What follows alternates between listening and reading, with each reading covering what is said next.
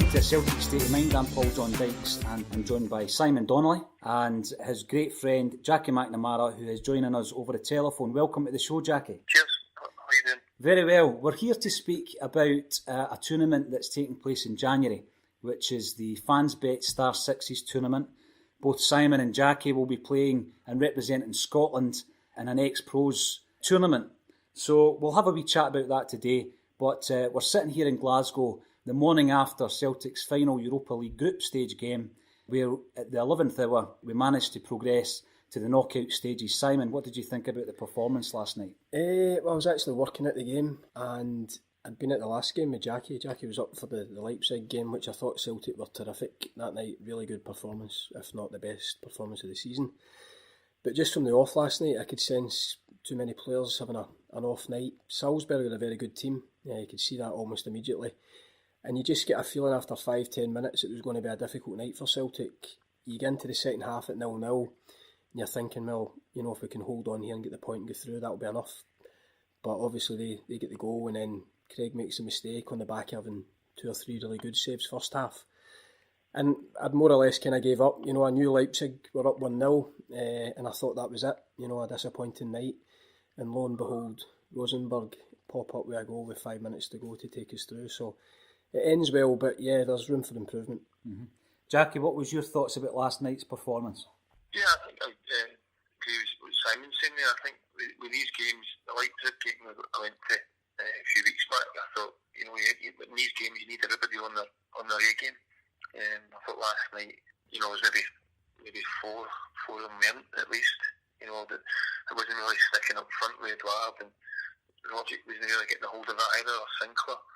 So it's kind of breaking down a wee bit by the time they come forward. But I'm saying this, you know, they're a good side. You know, they're unbeaten for a good while for a reason. You know, and it was a good test last night. But as I said, the most important thing is qualification to the next bit, to the knockout stages. Like Simon said, we'll need to do a lot better, you know, to progress past the next bit. But at least we're in there, and you know, we can assess the squad in January as well, and hopefully young Christie's will get too bad an injury as well. Yes, you mentioned Christie. It's very unfortunate timing wise that's happened at the moment. We were just speaking to Simon about that. When you look at the performances of Ryan Christie this season, Jackie, have you been surprised with that, or did you just think it was a matter of time that he got the games that he would show that he's the player that he's proven to be? I think he's been obviously had to wait his time. I think it's just been the last few months rather than the full season. So far, half a season. You know, it's only the last few months he's been given a chance, and he got a goal in one of the games, and you're going next game. His confidence is going from there. When you're playing with better players, you become better yourself. You know, through experience, and you know, Ryan has a good level of ability, and the fact is that Celtic will improve his game. You know, and he's getting playing the good players and against good players, and they're playing in Europe. It's only going to benefit him, and he seems to be in a good place just now. As I said, hopefully last night with the injury, it's not too long for him. Mm-hmm. Apparently he's put on 10 pound in muscle just through obviously the conditioning. I know that it's something that you had a huge onus on in your coaching career, Jackie. How important is that in modern football to get that side of things right for a player? Yeah, I think it'd be a little advantage. You know, you see some of the lads, the players now, they're machines, they're athletes first before footballers.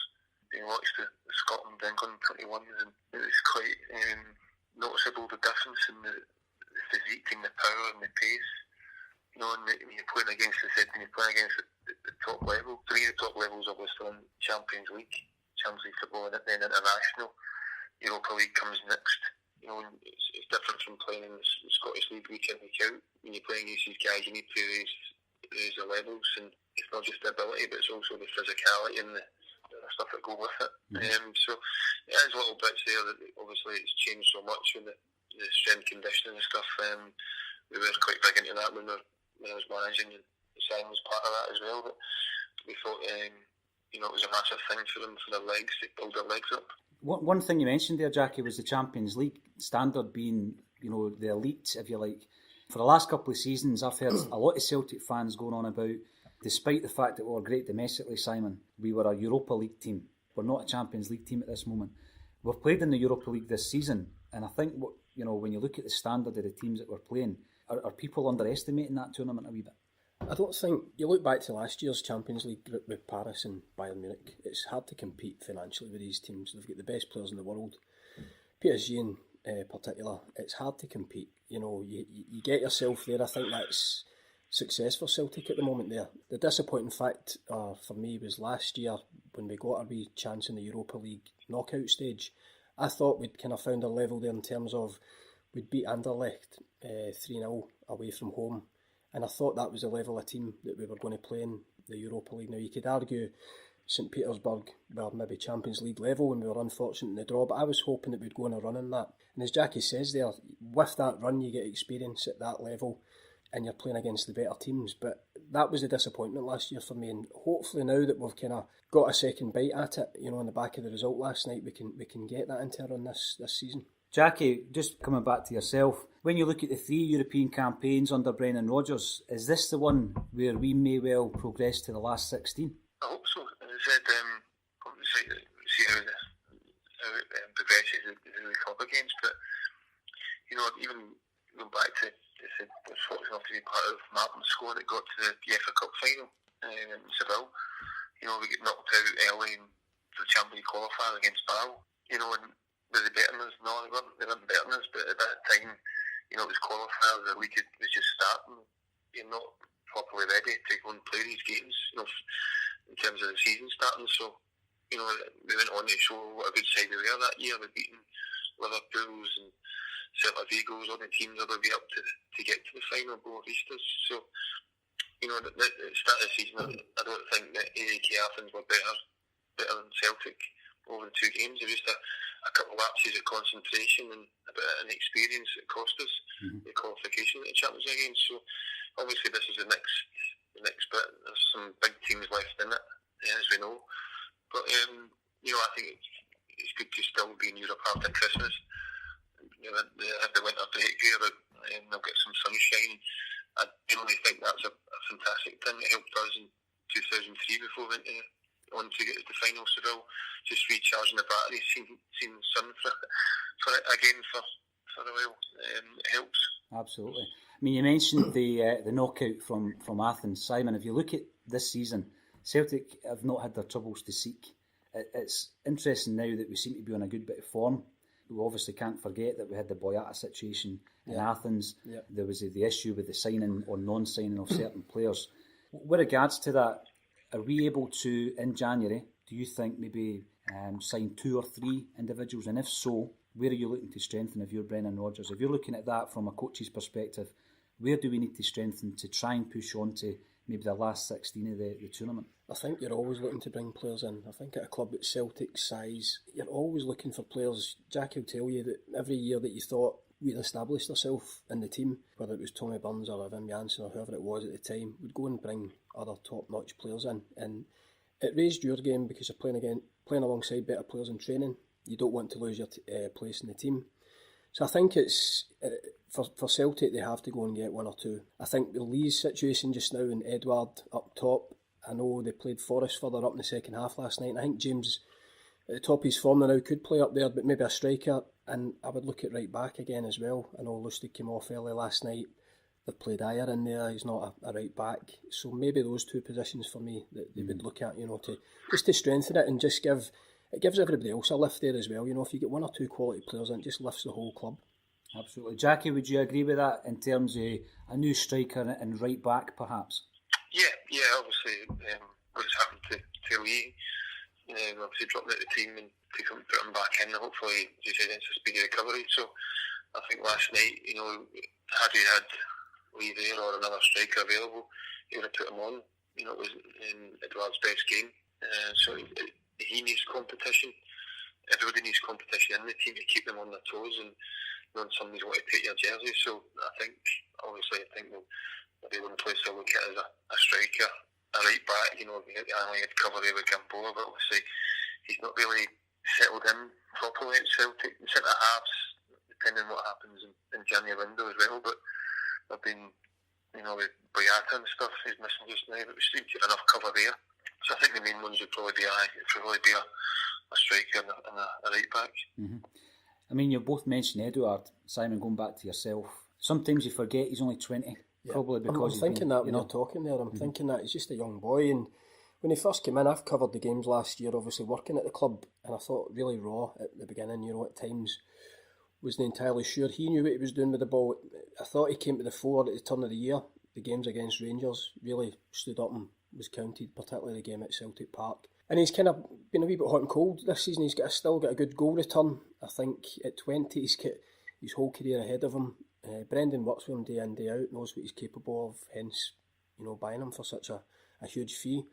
But to rely on him week in and week out, and as Jackie says there, if he's not performing and not to have somebody to come on to replace, it can be a problem. As I say, Forrest up there for me with the pace, possibly, but I'd be looking to bring somebody in just to challenge him. And I mean, as I say, I wish we all the best and a speedy recovery, but you don't know how long that's going to take. And from a football point of view, I think the boy holding that position up front at 20 years of age on his own is a lot to ask. Mm-hmm. I mentioned Lee Griffiths, and there was a banner last night unfurled by the Green Brigade wishing Lee all the best in relation to his well-publicised battle with mental health issues.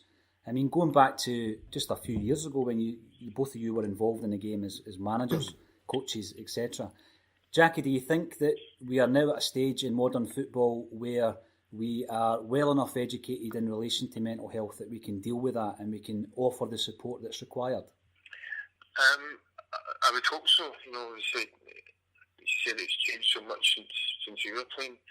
It wasn't really something that anybody talked about or went there. These people had to go on with it and deal with it and suffer in silence.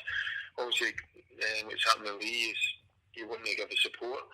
But, the players have a players' union. You don't know what support they're getting from the players.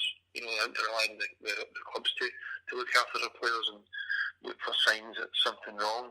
As I actually played a young lad, Chris Mitchell.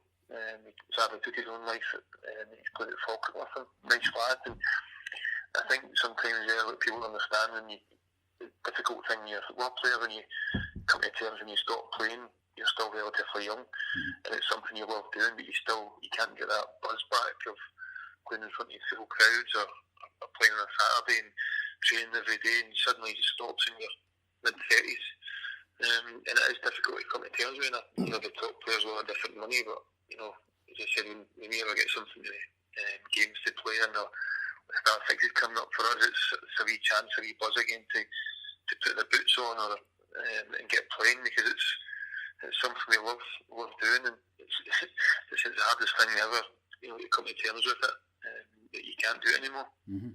I mean, the tragic tale of Chris Mitchell was one I didn't think, Jackie, actually, that you had played with him at Falkirk, but it's a great point.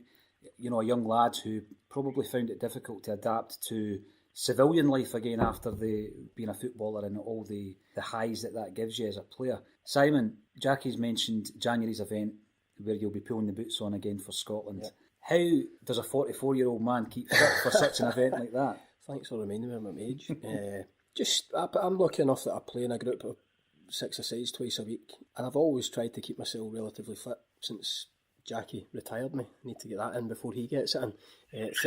35. So, I've always loved the game. Like he just said there, you're always looking for a charity game, or I've been lucky enough to play in a few games at Celtic Park over the years. And as I say, just try to keep fit. But when we got this Star Sixes thing put to us for the first one in London, then obviously there's something to train for. There's a conscious effort there to go, because you want to go and perform. You don't want to go and make a fool of yourself. And the buzz that came for that first one, I remember us on the bus going over to the arena on the first night. It was as if we were going to a World Cup. The kind of juices were flowing again. That competitiveness comes back almost immediately. You're feeling the butterflies in the stomach. It was a proper event for us. Mm-hmm. And this one in Scotland, and we're hosting it, it's going to be just the same again, if not more. And who's involved? Who are you looking forward to seeing, not only just in the Scotland squad, but obviously some of your ex-colleagues and players are playing for some of the other teams. Who are you looking forward to catching up with, Jackie? There's a few. Obviously, Stilling's playing in this world team. There's Big Pierre. I was actually with him last weekend over in Holland watching the game. There's Bellamy at Wales. There's plenty of players there that played against or played with. So, no, it's good. I think it's for everybody. As I said, once you finish playing, you chance to play in these things, and they're great to see everybody and great to be involved in. And obviously it's going to be in Glasgow as well, so it should be a good crowd, and we can, as I said, not embarrass ourselves and put a good account of ourselves out there and do well. Oh, definitely. You mentioned Pierre. I've had a discussion with yourself previously, Simon, about the impact of Pierre Van Hooijdonk when he come to Celtic. Obviously, you had been part of what we call the old regime before the takeover. And during that Hampden season, there was very few things to be happy about. But Big Pierre came in November, scored in his debut. Yep. And you, yourself as a striker, felt that he upped the standard of the way that maybe the strikers would approach the game. You called it the Cantona effect. Yep. What's your memories of Big Pierre when he came to Celtic? Well, I didn't enjoy the Hampden season at all. It was my kind of first full season after breaking in. I had a few injuries. And I remember sitting in the stand watching Pierre that night that you're talking about. Scored a fantastic goal against Hearts, and you just, once I got on the training pitch with him, I realised he was a level up. I'd played with some great players there, but the team were struggling, and we needed a lift, and Pierre brought it. And just the way, he went about his business, I think for me being a young player, to kind of watch him going after, training and working on his free kicks, which became his absolute trademark. But again, which I said earlier in the interview, when you're playing with these guys, it lifts your game, even on the pitch, just an intelligent footballer. And I've went on record, I have him up there. I mean, Henrik's the best I've played with, but Pierre's one of the best that I've played with as well, in terms of intelligence and just knowing what's going to happen before defenders, reading games, and played at the highest level. His goals to game ratio is incredible. Mm-hmm, mm-hmm. Wherever he's played. Wherever he's been. Like you say. Now, Jackie, around about that time, you were playing for my hometown club, Dunfermline, a standout, everybody knew about you. When did you find out that your dad's old team Celtic were watching you and they were interested in bringing you to Celtic Park? I think it was maybe just under a week before. There was a bit of interest or paper speculation that I was going to England. At the time, there's some English teams watching us. I think in the summer, just before that, I had a chance to go down and play for, it was Arsenal in a close season tournament, which I wasn't keen on doing. And this is before the Bosman rule as well. So there a couple of little sniffs, and I think the Celtic one came in, I think a week before I signed. And I heard that they put a bid in and it was rejected, and it was a lot of money. So obviously disappointed that they never accepted it. But then obviously they took the second offer, and I managed to go and speak to Celtic the next morning and signed in the morning and played at night, and made my debut that day as well. So no, it was obviously, for me, it was a dream come true. How it all unfolded. Absolutely. And I mean, I remember it well. As I say, it was a transfer that I had kind of followed. And when you arrived at Celtic Park, you were met with someone like Simon Donnelly. You were familiar with each other because you'd played for the under-21s, am I right, for Scotland? Yeah, we'd met each other before that in Toulon. I actually asked him for his boots for my relatives. No, they were for you. You told me they were for you. You only tiny feet with nails are too big. No, but it's just kind of a good friendship right from the off, and it helped me settle on at Celtic as well. When I did come, there was a kind of somebody around my age and friendly face, and it helped me settle in quickly. Mm-hmm. And one of the figures that we always look back fondly on, obviously, is the man who signed yourself, Jackie, Tommy Burns. What's your memories of Tommy bringing you into Celtic Park and maybe trying to implement the Celtic way to somebody like yourself? I'm sure your dad would have told you all about it. Was Tommy also a hugely influential character in that respect? He was. I think in everything, Tommy was, when I signed it, it was just the main stand, and across the other side it was corner flag to corner flag. I think capacity was about 33 and a half, and I think they'd sold as many season books as they could get. The demand was there.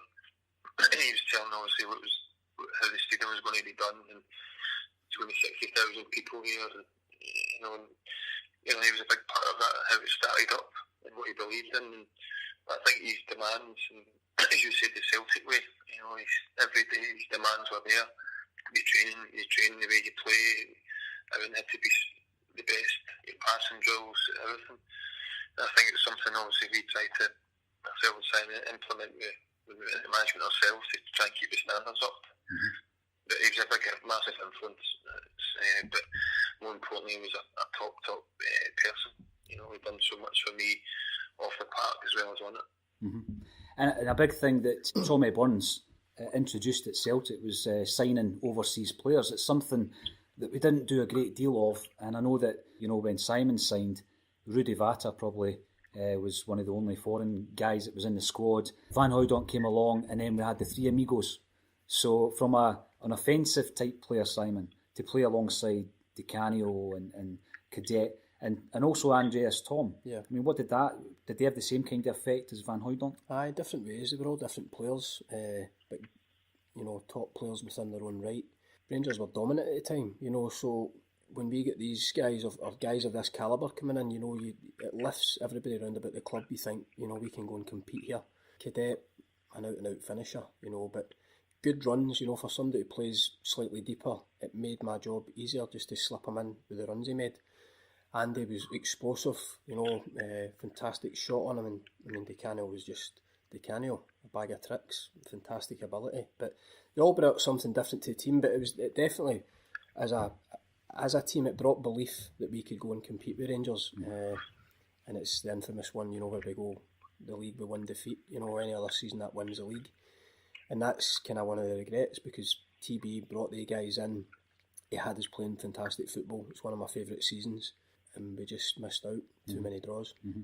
I think it is the favourite season of many Celtic fans, probably of my age as well. There was a lot of fans come up to me and talk about, the 98's obvious, that's, and got a great sense of pride of being part of that one, but it's amazing how many fans pick out that season. There's games there, and as me and Jackie have tried to do, the clubs that we've been at, you try to put on a show, you try to put something in the memory of the fans, and that's what we did that season. That's why they remember it. Mm-hmm. When you're looking at a Dutchman, a German, someone from Portugal, someone from Italy, and bringing in the culture of these various countries into a Scottish dressing room, was it difficult for them to fit in, or were you more or less taking all these different tips and for diet, for example, condition? I think they were kind of ahead of Scottish football. I think they were, but I think they also they adopted, Celtic. They adopted the Scottish culture as well. They would come out on nights out with us. I think Big Pierre used to have curry for his pre-match, so they had some weird and wonderful, things as well. But their ability was what kind of shone out, and as soon as they stepped onto the training pitch and you played with these guys, it lifted everybody. Mm-hmm. Jackie, what was your memories coming up against this type of player in training? Because obviously, Simon says all of these guys were international players. Was it a step up in standard? Was it something that raised your game, do you think? Definitely. I think, as you said, you talked about the players earlier just now, when you're playing against or playing with or against better players, it improves you as a player. And you're looking up at playing them, where they want it. I was very fortunate to play with these guys coming in. That was kind of the 10 years that I had. That was the start of it. With Piers and Cadettis and Andy Toms. Then the other ones, the next ones came in after that. Larsson's, to see all these guys come. Then you had the Suttons and the Hartsons, all the rest of them. So, it always improves you as a player, and always keeps you on your toes, because there's more and more players coming in from different places, and that raised the level of not just our team, but I think Scottish football at the time. Obviously Rangers were spending a lot of money, we all know what happened there, but they were bringing in big players as well, so that improved you on the park as well. Mm-hmm. Sadly, we didn't win the league under Tommy Burns. That's what everybody wanted, and he was replaced by someone who had no real connection to Celtic, and Wim Jansen. I've said before, maybe that assisted him in relation to the fact that he wasn't emotionally attached to the club, and he could maybe approach it as a job, and he knew what the job was. Simon tells you the funny story of him arriving in training in the Netherlands wearing a shell suit with this perm. Jackie, what was your first impressions of Wim Jansen? Same. Same. No, obviously I didn't know much about him. Obviously my bro had taken me bits of pre-season to start with. They come over there, and it changed quite obviously. There's a massive difference to approach. We had to sit and have breakfast in the morning. I had to be there at breakfast in the morning. When I left till it was finished, it was all discipline. The even training. everything was to the whistle, to the minute. He wouldn't go over, and so a different approach even at the matches. You know, certain games he wouldn't speak after the match.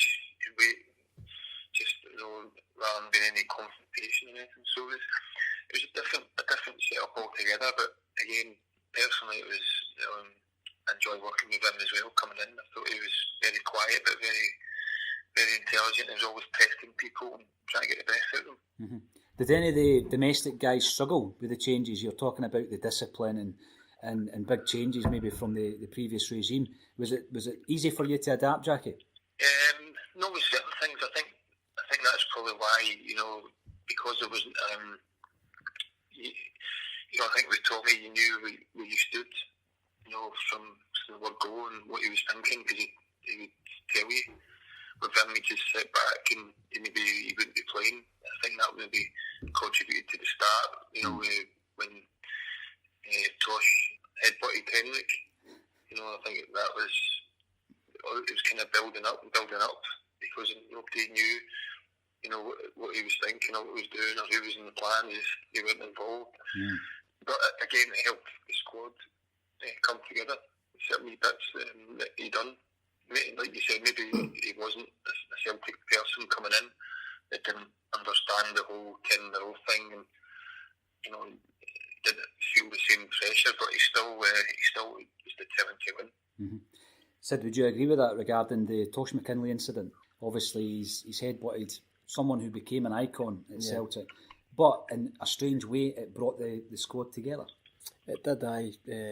I remember it was before a Rangers game down at Barrowfield, and obviously there was supporters on the fence, and I was that close to it. I think I get Henrik's blood on my bib, but I think they kind of kissed and made up, shortly after, and there was a wee bit of tension running about at the time because Vim had set training up. It was the guys with the jersey against the guys that didn't have the jersey. He was trying to bring an intensity to training, and sometimes it overspilled, and I think that just blew it all away, and it definitely had an effect on us moving forward as a team. Mm-hmm. I mean, it's been known as the smell the glove season or stopping the 10, and we've spoken a lot about it this year.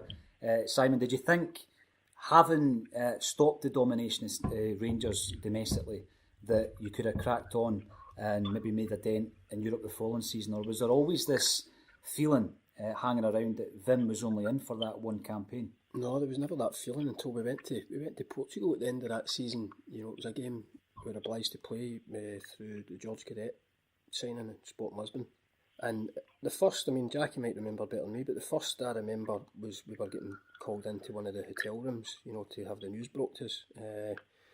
I wasn't really aware of anything.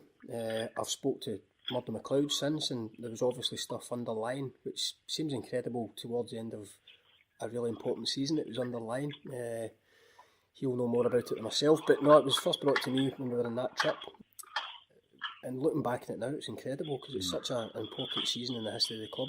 To think that he came, stopped the 10 and left in a season, it's remarkable. Mm-hmm. It's a story in itself. It is. And there's another story, Jackie, that you tell in relation to who was going to take over from Wim Jansen, and it was kind of kept secret, wasn't it? And there was suggestions that Ruud Gullit might have been in for a job.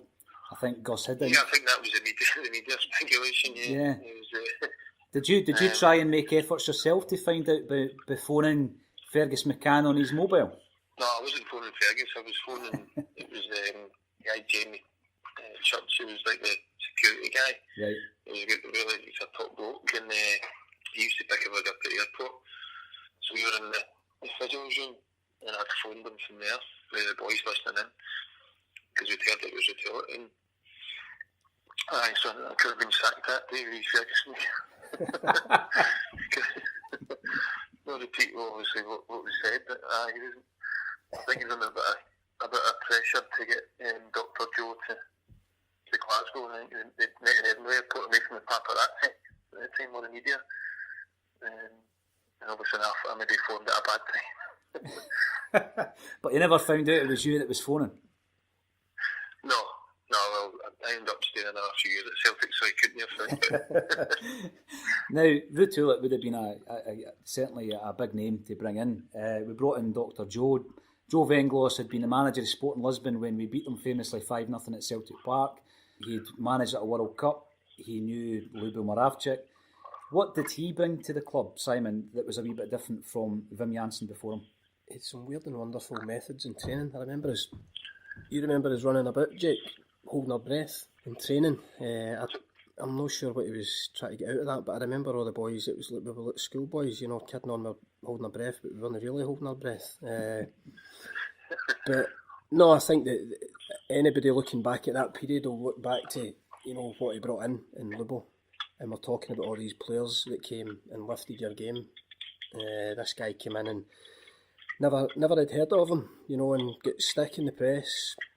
What they signing this 30 plus guy that we've not heard of, and after a couple of games everybody knew about Lubo Moravcik and what a career he had, albeit it was only a few seasons at the end of his career. I would just have loved to have played with him earlier on in his career, because I think Zidane himself goes on record saying he's the best number 10 he played with in France, so we all seen that towards the tail end of Lubo's career, but my God, he could play. I mean, one guy we've not really focused on is Larsson, other than him getting his nose broken for Tosh. You saw him for a wee while longer, Jackie, at Celtic. He's probably seen the development of Henrik Larsson. I mean, early doors, I know that he was a good signing, etc. first season. Did you see what he would become? Did you actually realise he was going to become this iconic modern legend? No, I wouldn't say in the first season. Obviously, what he trained him, he knew he was quality, he was clever, he was intelligent, he runs.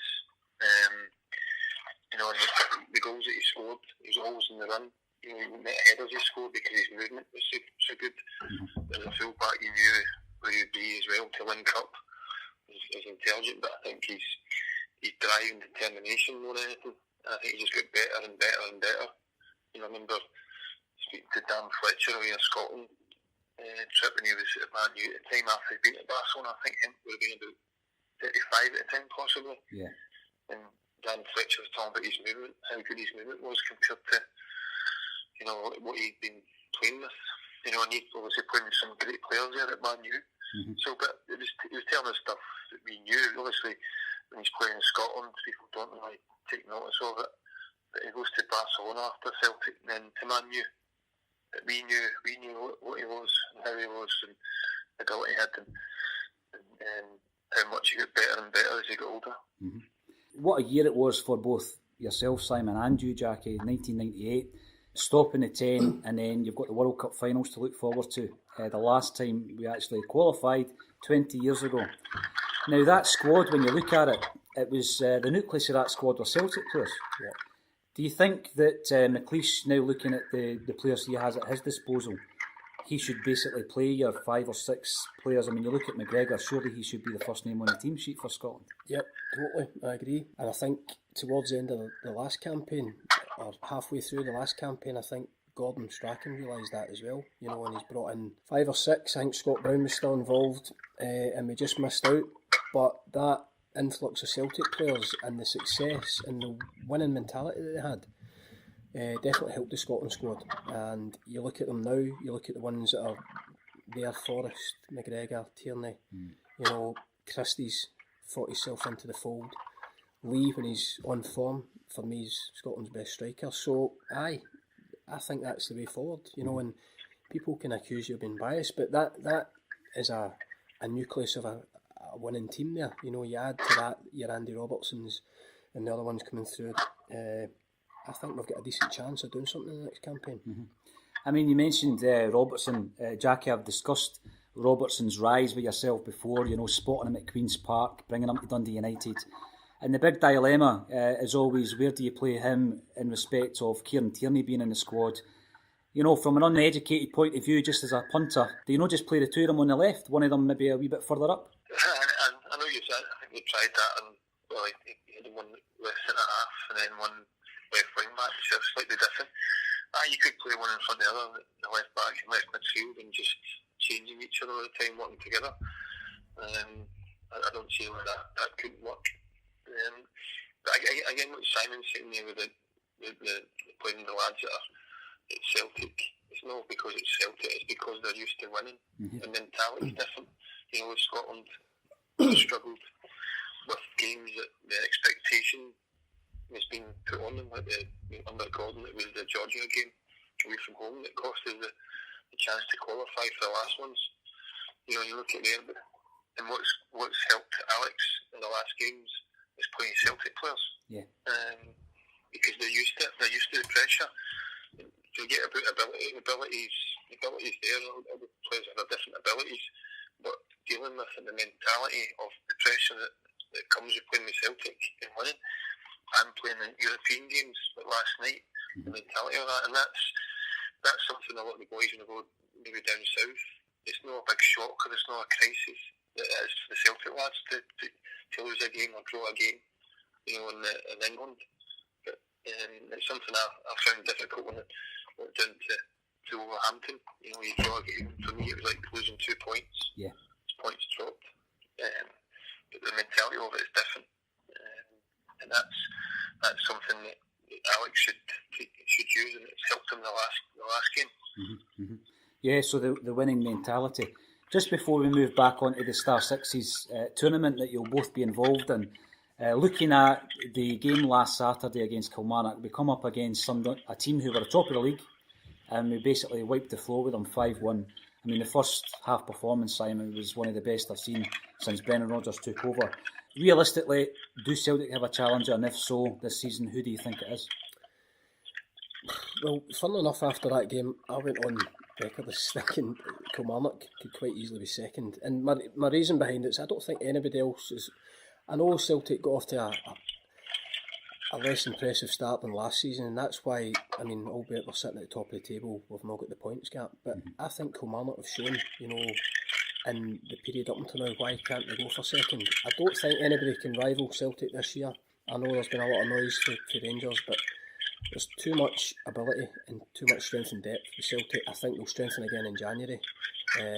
The one we down's obviously Christie last night with all the games coming up in December, but I mean the first half last week was great to watch. I'd probably hold that up there with the Leipzig game.